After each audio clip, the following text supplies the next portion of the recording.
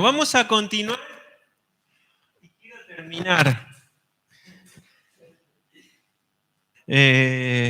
O por lo menos vamos a cerrar con lo más importante que creo que tiene el mensaje a la iglesia de Éfeso, ¿sí? ¿Dónde quedamos el miércoles pasado? ¿Dónde estaba Pablo? ¿En Roma qué? Encarcelado, muy bien, estaba preso, con ciertas libertades, dijimos. Y desde esa cárcel que escribió, muy bien, y a la que estamos estudiando ahora, ¿cuál? ¿Viste? Se van repitiendo algunas cosas. Y le escribe a Éfeso, ¿qué se destacaba o qué había llegado a oídos de Pablo en esa prisión? ¿Cómo era la iglesia en Éfeso? ¿Qué tenía? Fe y qué? Y amor, ¿sí? Fe y amor. Y yo le dije, quédense con eso, ¿sí? Ahora, la historia no termina ahí. Después de esos 2 años, ¿qué pasa con Pablo? Lo liberan, ¿sí? Queda libre. Más o menos en el 62 después de Cristo. En ese año queda libre Pablo. ¿Qué cosas de la vida dirían? Que en ese mismo año estaba muriendo Santiago. Estaba siendo martirizado en Jerusalén, aproximadamente ahí. Mientras Pablo lo liberaban, un siervo de Dios estaba siendo martirizado, ¿no? Y así es la obra, ¿no? Así es y seguirá siendo. El Señor nos utiliza, y como a Santiago también, y como a Pablo también, hasta el último tiempo de su vida sirviendo al Señor. Se sabe que Pablo empezó a tener algunos viajes, no se sabe muy bien cuál fue su ruta, como ya era notorio, porque ya en Hechos termina ahí en su primer encarcelamiento en Roma. Se sabe que llegó hasta España, se sabe que visitó algunas iglesias, y una de esas que visitó, ¿cuál fue? Éfeso, muy bien. Fue un viaje corto, fugaz. Ya habían algunos problemas en esa iglesia y él no quiere dejar a la iglesia sola, y entonces ¿a quién deja? No escuché fuerte, por favor. Muy bien. ¿Quién era Timoteo? Su hijo espiritual, ¿sí? Y no fue fácil dejarlo ahí, le tuvo que rogar. Lo dice después en su primera carta. Posiblemente Timoteo quería seguirlo a Pablo. Claro, estuvo separado 5 años de Pablo, de su padre espiritual, y querría seguir con él. Pero había algo más importante, que es la obra de Cristo, y en esa obra Pablo no ve a nadie mejor que a Timoteo. Entonces le ruega que se quede, y se queda allí. ¿Por qué se queda Timoteo allí? Bueno, 1 Timoteo, capítulo 1, verso 3, dice, como te rogué que te quedases en Éfeso cuando fui a Macedonia, para que mandases a algunos que no enseñen diferente doctrina, ni presten atención a fábulas y genealogías interminables que acarrean disputas más bien que edificación de Dios, que es por la fe. Así te encargo ahora. En la despedida, ¿se acuerdan en Mileto con los ancianos de Éfeso? ¿Qué les dice? Yo sé que después de mí van a entrar ¿qué? Lobos rapaces. Y aún de ustedes mismos, dice, se van a levantar.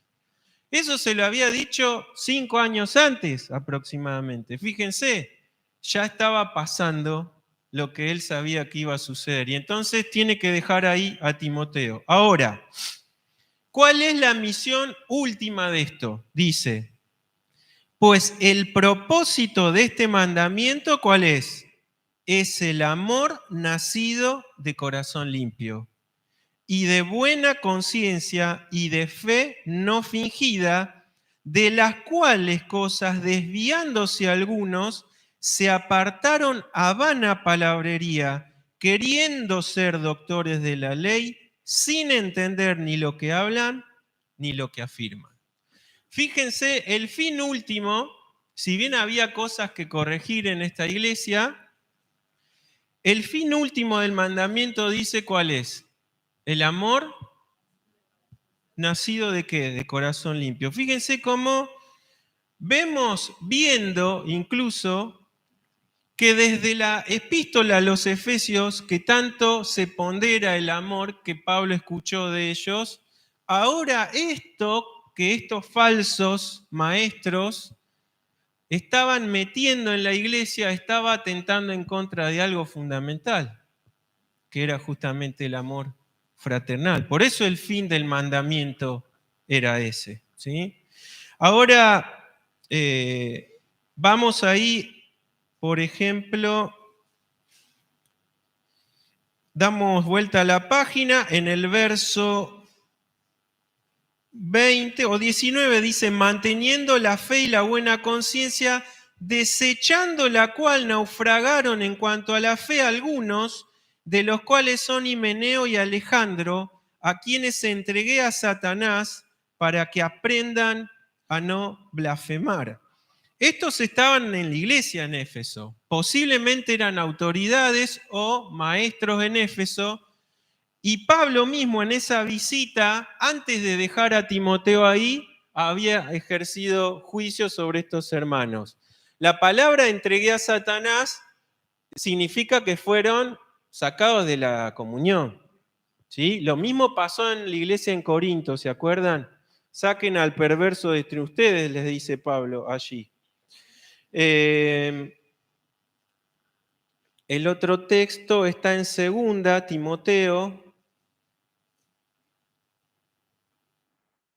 A ver si lo anoté. Sí, 2 Timoteo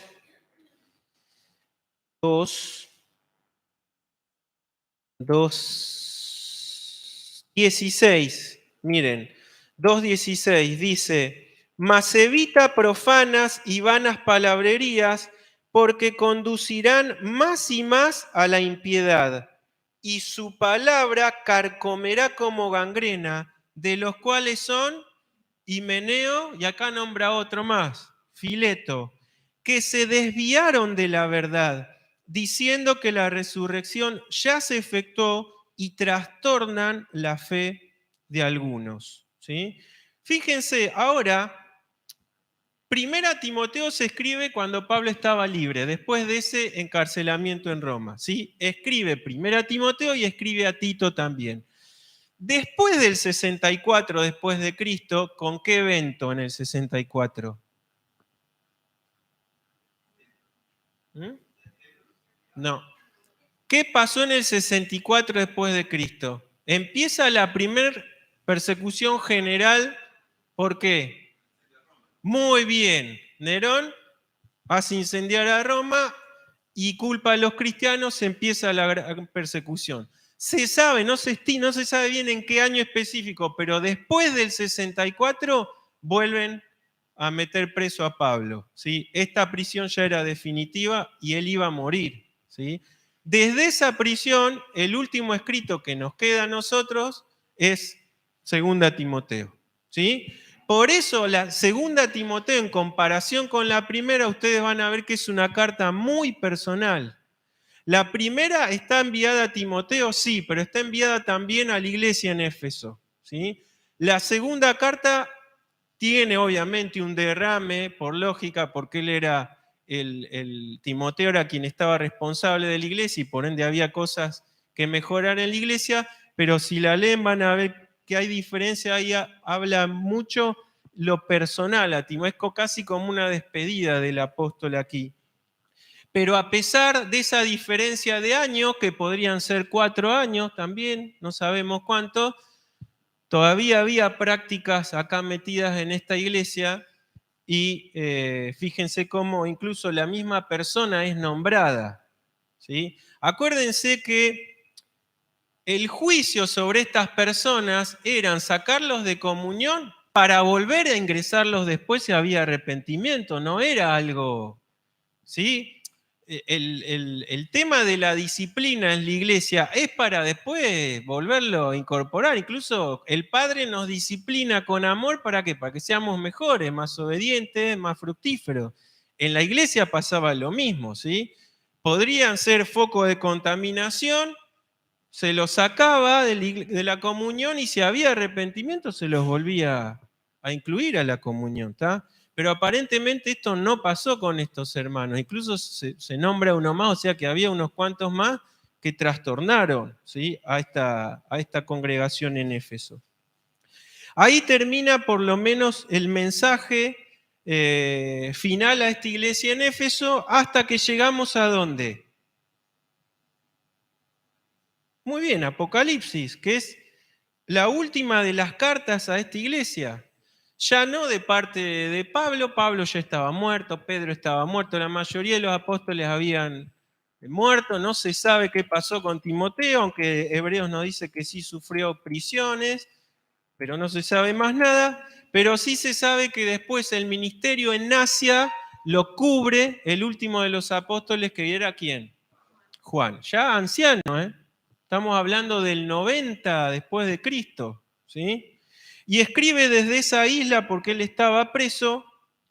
Y ahora acuérdense que dije, desde la fundación hasta esta carta había promedio 40 años. O sea que había pasado una generación. Una generación es 40 años. Se terminaba una generación y empezaba la otra. Y el mensaje entonces, lo habíamos leído, Apocalipsis capítulo 2, dice: escribe el ángel de la iglesia en Éfeso, el que tiene las 7 estrellas en su diestra, el que anda en medio de los 7 candeleros de oro, dice esto, o sea, Jesucristo dice esto: yo conozco tus obras y tu arduo trabajo y paciencia, y que no puedes soportar a los malos, y has probado a los que se dicen ser apóstoles y no lo son, y los has hallado mentirosos, y has sufrido y has tenido paciencia y has trabajado arduamente por amor de mi nombre, o por causa de mi nombre, se traduce mejor, y no has ¿qué? No has desmayado. 40 años pasaron desde la fundación y esta iglesia fue firme. Se ve que el trabajo de Timoteo en la iglesia surgió efecto, ¿sí? Porque Jesucristo mismo les dijo: fíjense, dice, no puedes soportar a los malos. Ojo, no está haciendo referencia a la palabra de que nos tenemos que soportar unos a otros. No es esa la idea. La idea es de cargar a cuesta y llevar a aquellos que, como Himeneo y Alejandro, estaban corrompiendo la doctrina, ¿sí? Lo que significa es que no toleraron el pecado, ¿sí? Esto es importante. Este fue su arduo trabajo. Y además de eso, se encargaron casi como una norma de la iglesia de que cada persona que decía ser apóstol enviado de, ¿qué hacían? Le sacaban como, ¿no? Le examinaban lo que decía y cómo se comportaba, ¿sí? Por eso dice: has probado a los que se dicen ser apóstoles y no lo son. Ojo, no es que había más apóstoles que los apóstoles de Cristo, pero sí había apóstoles que eran encomendados por las iglesias, ¿eh? En ese sentido eran apóstoles y eran enviados. Y entonces muchos se erogaban ciertas autoridades: no, yo vengo de Jerusalén, o yo tengo tal carta. ¿Se acuerdan que los judaizantes habían hecho lo mismo en el tiempo de Pablo? Decían que venían de Jerusalén y traían una doctrina distinta, ¿sí? Y estos hermanos, ¿qué hicieron? Se mantuvieron en la doctrina, en la fe, y examinaban cada persona que entraba o cada idea que podía entrar a rajatabla. Y esto es algo que el Señor Jesús le dice: yo conozco el arduo trabajo. No eran hermanos perezosos tampoco, ¿sí? La palabra ahí, arduo trabajo y paciencia, acuérdense, esa misma paciencia es la misma que habíamos visto ahí en Santiago, que era soportar, capacidad de soportar, ¿sí? Así que estos hermanos, 40 años, o sea, una generación, estuvieron aguantando todo tipo de enseñanzas falsas y personas que iban a traer corrupción a la palabra de Dios. Esto también es un llamado a nuestra vida. Hoy más que nunca se trae muchas ideologías distintas. Tristemente vemos iglesias que están abrazando no solo ideas como los judaizantes. Empiezan a guardar ciertos alimentos y fechas y cosas, ¿no? Parece que volvieron a surgir de nuevo. Sino ideologías satánicas como la ideología de género. Yo les mandé un videíto a los de la clase, ¿no? El credo de esa iglesia con la pastora con el arco iris y hablaba del espíritu del arco iris y el Dios no binario, ¿no? Y tanta. Bueno, el enemigo siempre trata de meter cizaña. Y hay algo que nosotros siempre tenemos que hacer. Todo lo que escuchamos, vemos, oímos, a la palabra de Dios. ¿Sí? A la palabra de Dios. Y corremos con más ventaja que estos hermanos, porque nosotros todos no tenemos excusa, todos tenemos palabra de Dios. Si no la tenés escrita, la tenés en un celular y en la versión que quieras. No era tan accesible la palabra de Dios por muchos siglos. Recién en el siglo XVI y por la imprenta empieza a llegar la palabra de Dios a las lenguas vernáculas, porque ni siquiera se le permitía a los demás traducir la Biblia del latín a otro idioma, no. Por eso persiguieron a hermanos nuestros que quisieron traducir la Biblia, la misma iglesia oficial los persiguió, los torturó, los mató, ¿sí? Por eso es que es un privilegio, hermanos, que tengamos su palabra acá. Su palabra a disposición y libertad en este país de poder llevarla bajo el brazo, de poder predicarla.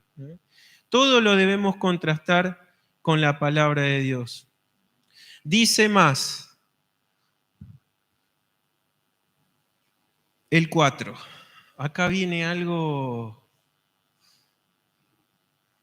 que no es algo del agrado del Señor. Dice, tengo contra ti, ¿no? Y esto es algo profundo, ¿no? Porque cuando el Señor te dice, mira, tengo esto contra ti, significa que es para Cristo algo muy importante, ¿sí? Lo de las obras, y eso era importante, sí, yo conozco, dijo, esas obras, pero tengo algo contra ti. Como si esto fuese antes que lo otro. Fíjense, dice, has dejado, ¿qué? Tu primer amor. La traducción 60 es bastante suave. En realidad la palabra es, has abandonado el amor, el primero. Esa es la traducción literal.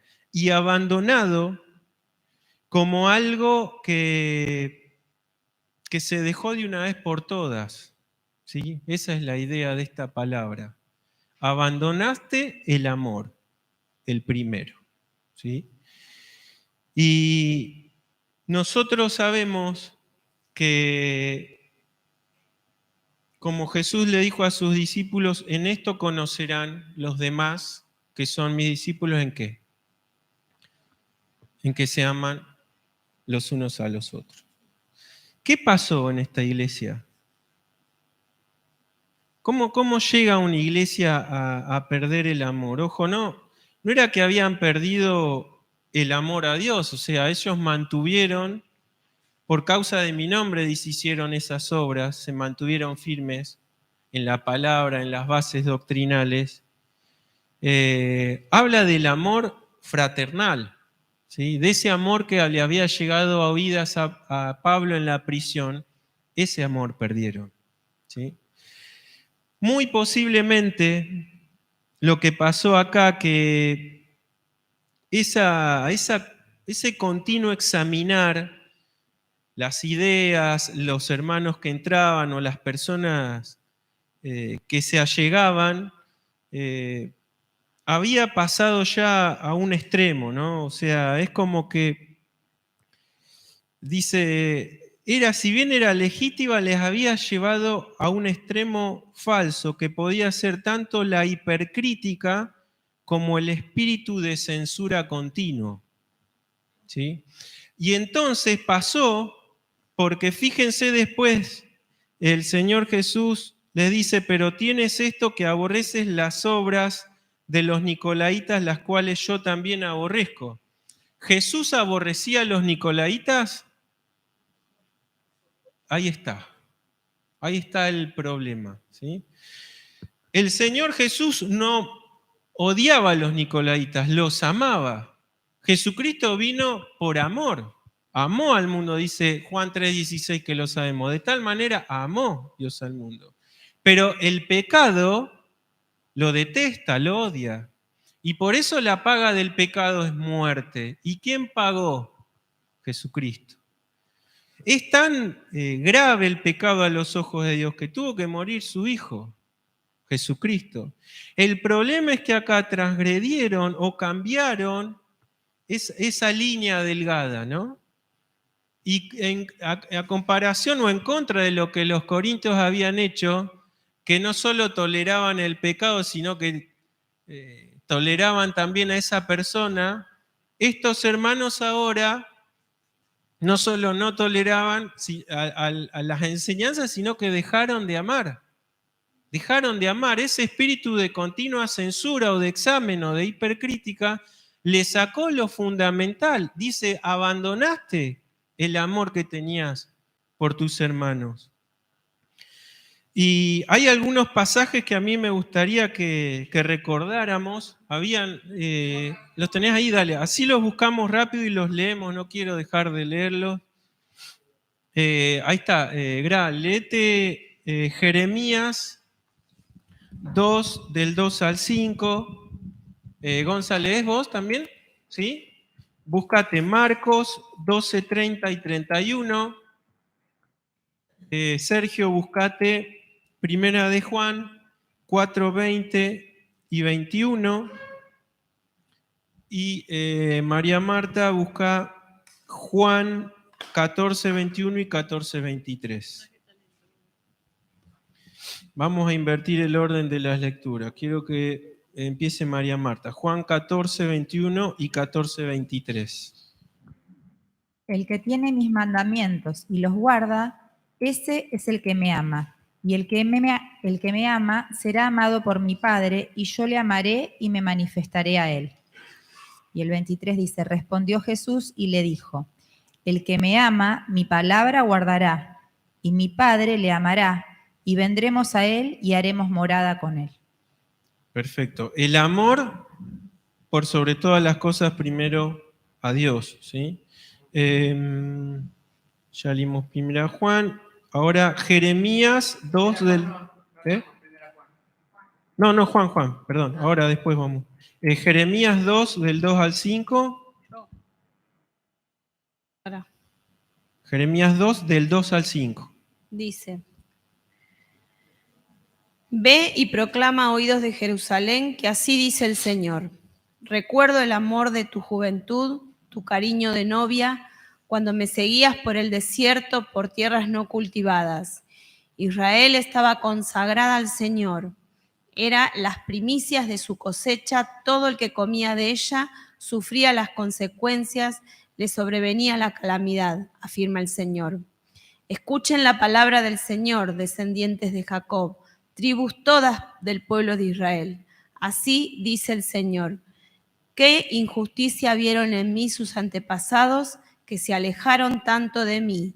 Se fueron tras lo que nada vale y en nada se convirtieron.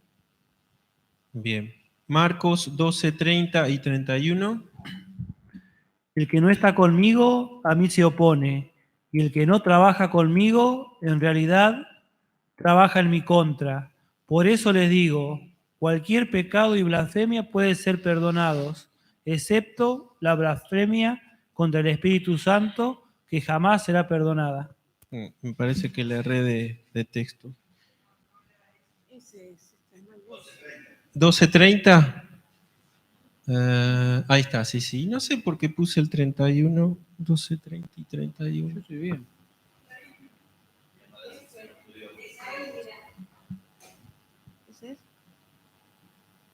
Ah, no, Mateo sí. Estoy. Marcos es. Está por eso. Marcos. Porque yo no leí, te estaba escuchando, por eso. Marcos 12:30 y 31. Y amarás al Señor tu Dios con todo tu corazón y con toda tu alma y con toda tu mente y con todas tus fuerzas. ¿Dónde está? Este es el principal mandamiento.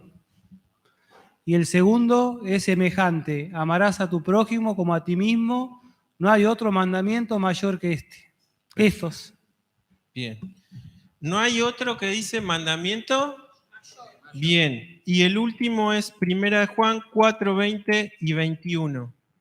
Si alguno dice yo amo a Dios y aborrece a su hermano, es mentiroso. Pues el que no ama a su hermano a quien ha visto, ¿cómo puede amar a Dios a quien no ha visto?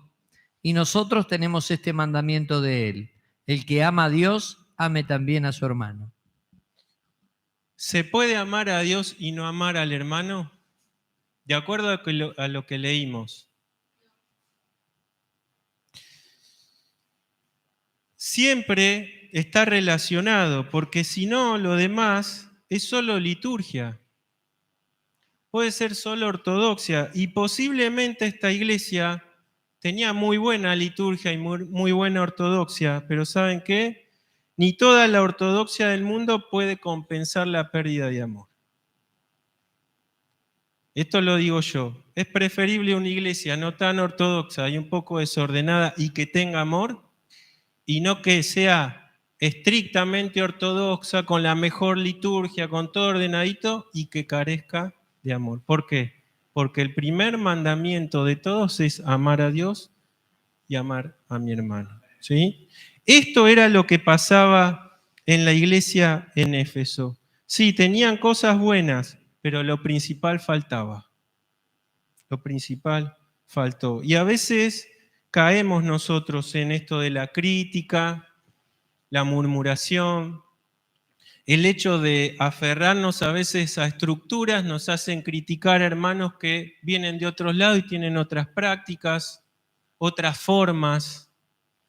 Y nos vamos del mandamiento. Amamos la estructura y no amamos al hermano. Y si no amamos al hermano, no estamos amando a Dios.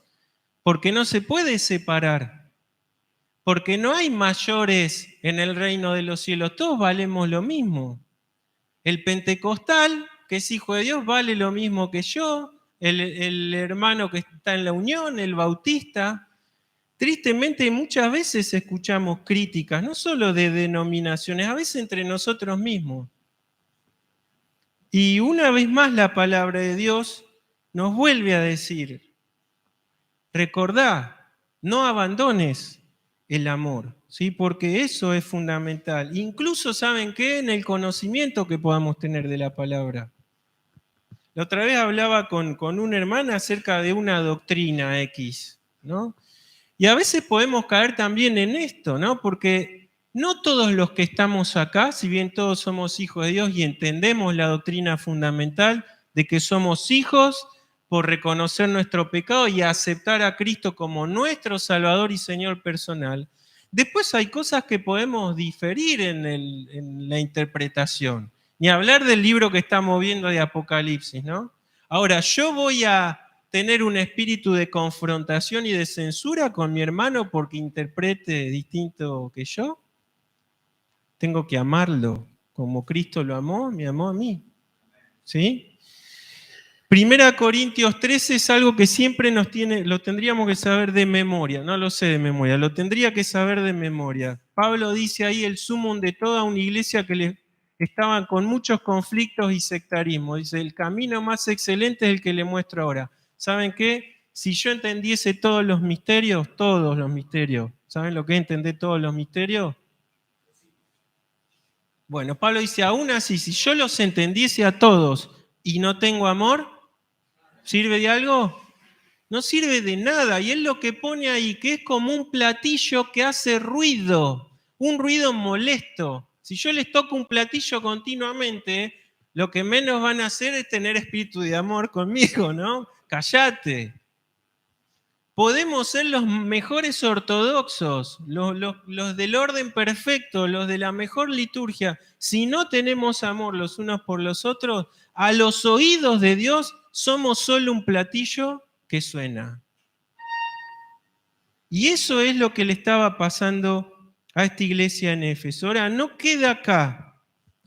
Dice así, el 5. Recuerda, por tanto, de dónde has caído y arrepiéntete y haz las primeras obras, pues si no, vendré pronto a ti y quitaré tu candelero de su lugar si no te hubieres arrepentido. Hay una exhortación del Señor, pero también hay un juicio. Hay tres cosas, tres imperativos acá que son, digámoslo así, la esencia del cristiano. En primer lugar dice recuerda, ¿sí? Recuerda. Esto siempre que leemos nos habla de reflexión, ¿sí? Es mirá para adentro y acordate de esas primeras obras que tenías hace 40 años, le dice a los efesios. Y lo segundo es arrepiéntete. El arrepentimiento es reconocer que el problema es nuestro, no es de Dios. Reconocer que la culpa es mía. Lo primero que derribo es mi yo, es mi orgullo. Sin ese derribo de ese yo, que a veces es una idolatría mi yo, si no derribo con eso, con mis argumentos, para amar a mi hermano, no puede haber arrepentimiento. El primer paso es examinate, el segundo es arrepentite. Y esto podemos graficarlo en la imagen del hijo pródigo. Él llegó a un punto que después, no, hasta acá, ¿no? Yo en la casa de mi padre lo tenía todo y estoy acá con los cerdos. Es decir, hubo un examen en su cabeza. Y después, ¿qué dijo? Iré a la casa de mi padre.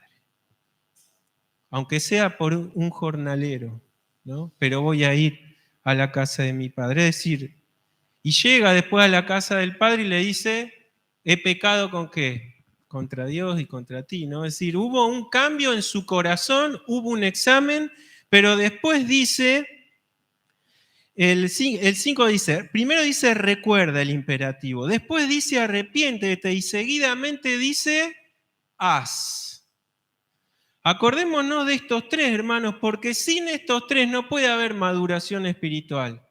Si en nuestra vida continua de cristianos no hay examen, no hay arrepentimiento y no hay acción consecuente, si una de estas faltas, vamos a ser mediocres espirituales. Y ya les digo, podemos tener buena ortodoxia y buena liturgia, pero si no hay amor en nosotros, a los ojos de Dios somos un metal que hace ruido, nada más.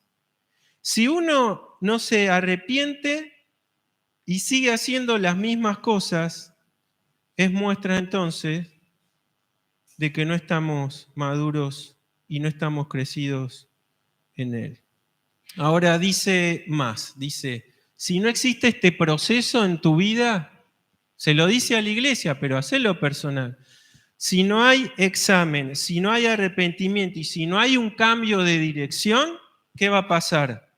¿Qué dice ahí? Vendré tarde. ¿Qué significa eso? Cambia rápido.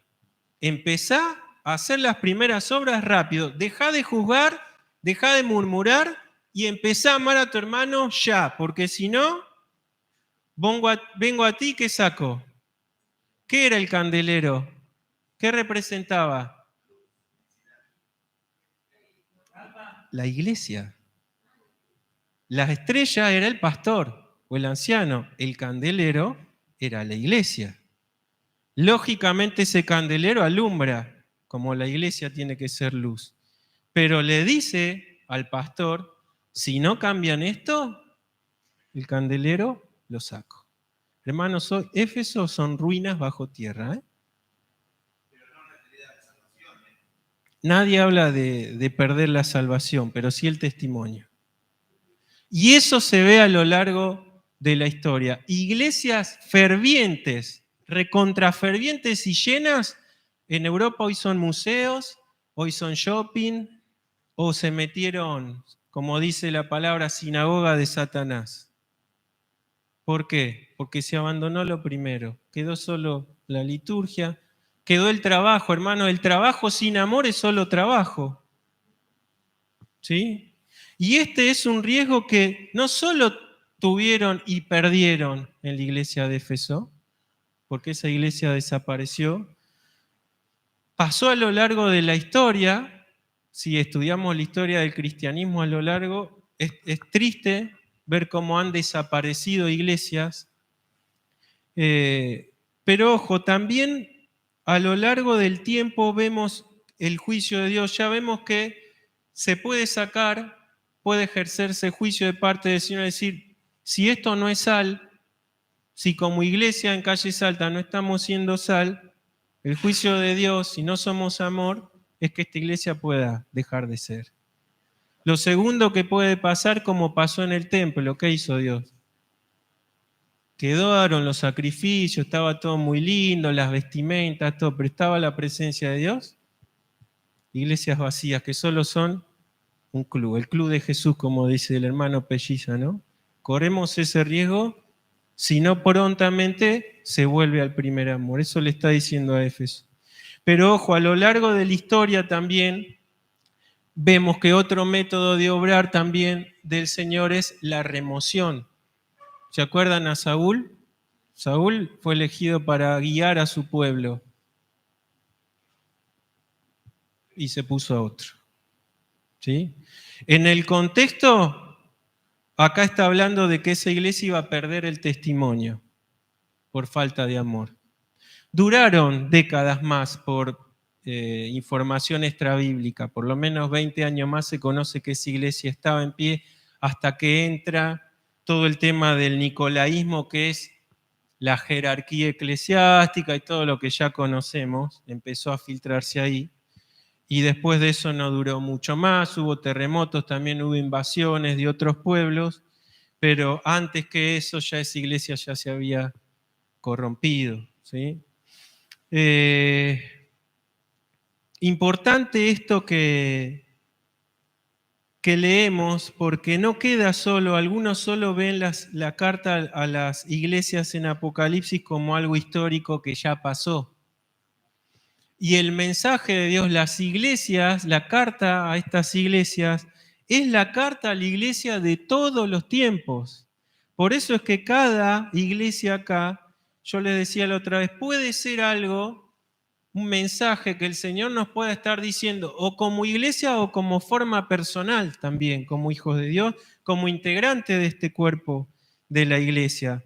Por eso la amonestación del Señor a esta iglesia sigue siendo tal vez no una exhortación o una amonestación para nosotros porque nosotros no tengamos esta carencia de amor, pero sí una advertencia del Señor para la iglesia en general y para mí como integrante de esta congregación.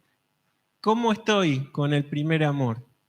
No abandones el primer amor, ¿sí? Es el mensaje principal de esta iglesia y termina diciendo, el que tiene oído, que oiga. Muchas veces no se habla del oído natural, ¿no? Se habla de la cantidad de veces que escuchamos el mensaje de Dios y entra y sale, es decir, no oíste, no lo recapacitaste, no lo meditaste, no te arrepentiste, ¿no? Dice, el que tiene oído oiga lo que el Espíritu dice a las iglesias. Dice, al que venciere, le daré a comer del árbol de la vida, el cual está en medio del paraíso de Dios. Juan ya había hablado de que los vencedores son los que tienen a Cristo, ¿sí? A ver si encuentro el pasaje. Primera de Juan 5:4, a ver, Lu, buscalo rápido, así lo leemos de acá nomás. Primera de Juan 5:4. Porque todo lo que es nacido de Dios vence al mundo. Y esta es la victoria que ha vencido al mundo. ¿Qué cosa? Nuestra fe. Es decir, aquellos que tienen a Cristo son los únicos que pueden vencer al mundo. Tienen a Cristo y por ende deben manifestar lo que Cristo es, que es amar, ¿sí? El amor. Y dice, le daré a comer del árbol de la vida, el cual está en medio del paraíso de Dios. Sí, esto es simbólico, es verdad, pero manifiesta algo. Cuando Adán y Eva pecaron y transgredieron, ¿qué pasó? Se los sacó del paraíso y se los privó de ese árbol. No solo a ellos, sino a todos los que siguieron después. El hecho de nombrar acá de que le daría a comer del árbol de la vida, el cual está en medio del paraíso de Dios, habla de que como hijos de Dios, ¿no?, y como vencedores en Cristo, tenemos un derecho restituido por Él. Porque el árbol de la vida habla de vida eterna, que fue lo que se le sacó a Adán y Eva y al resto de la humanidad. ¿Se acuerdan? Con ese querubín protector de este árbol no van a volver a comer. En Cristo Jesús, ¿qué tenemos nosotros? Vida eterna. Y lo segundo es que está en medio del paraíso de Dios. Adán y Eva gozaron de la presencia de Dios, de su voz, hasta que pecaron y fueron excluidos. En Cristo Jesús gozamos de su presencia por la eternidad. No solo de una eternidad que hace figura ese árbol, sino de una eternidad con Él. ¿Sí? Y eso tiene que ser fuente de gozo, pero también de análisis crítico, un autoanálisis, para ver cómo estamos delante del examen de Dios, delante de su palabra. ¿Estamos siendo sal? ¿Estamos amándonos como Cristo nos amó? Esto es personal. Y que podamos pedirle fuerzas al Señor para que no decaiga el amor en nosotros, ¿sí? Para que con gozo, a veces sí con debilidad, pero que nos podamos fortalecer en Él para poder demostrar el amor que Cristo nos dio. Que Dios bendiga su palabra.